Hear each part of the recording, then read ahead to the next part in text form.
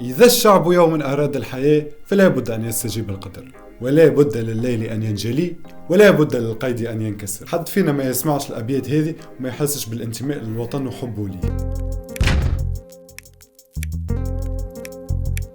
مرحبا بكم، معكم شادي في حلقة جديدة من سيري بالسياسة. الحلقة هذه شوفوا فيها اش معناها النشيد الوطني، ووقتاش بدات الفكرة هذه أول مرة، وتطور النشيد التونسي من عهد الدولة الحسينية حتى لتو. كيف ما قلنا في حلقة تغراء الجمهورية، النشيد الوطني هو كيف الشعار والعلم واحد من رموز الدولة، وهو عبارة على أبيات شعرية تحكي تاريخ وتقاليد وهوية الشعب، ولا حتى يمجد الملك والدين. وساعات تلقى فيه حقد على دول أخرى بسبب الاستعمار كما النشيد الجزائري.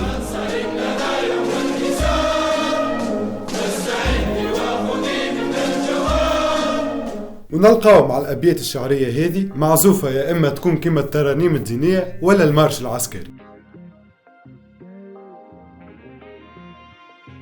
النشيد الوطني خذا أهمية في الأوروب في القرن ال19، وفي العالم العربي وبقية الدول في القرن العشرين بعد استقلال المستعمرات. أما أقدم نشيد وطني كامل كلمات وموسيقى هو النشيد الهولندي.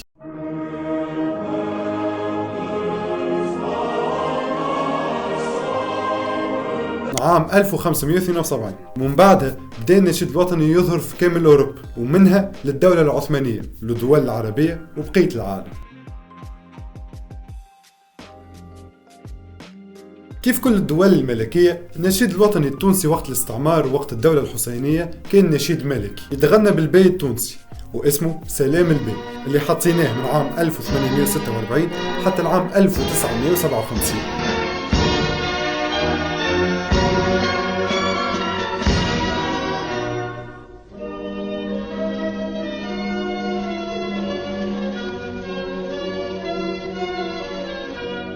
عام 1957 ولا النشيد الوطني حماة الحماة وقتين، حتى تحط عام 1958 نشيد ألا خليدي، اللي كلماته كانت مربوطة وقتها بحاكم تونس لحبيب بورقيبة، وفيه برشا خاطر فما أبيات تقول: نخوض اللهيب بروح الحبيب زعيم الوطن. الله أكبر عليك، إيه الحلاوة دي؟ والنشيد هذا كتبه جلال الدين النقاش ولحنه صالح مهدي في مسابقة نظمتها وزارة التربية في انقلاب 87 وقت بن علي شد البلاد. وكل عادة كل واحد ماذا به يفسخ اللي عمله واللي قبله، بدل بن علي النشيد وردوا حماة الحماة، أما مش حماة الحماة كما ما تعرفوه.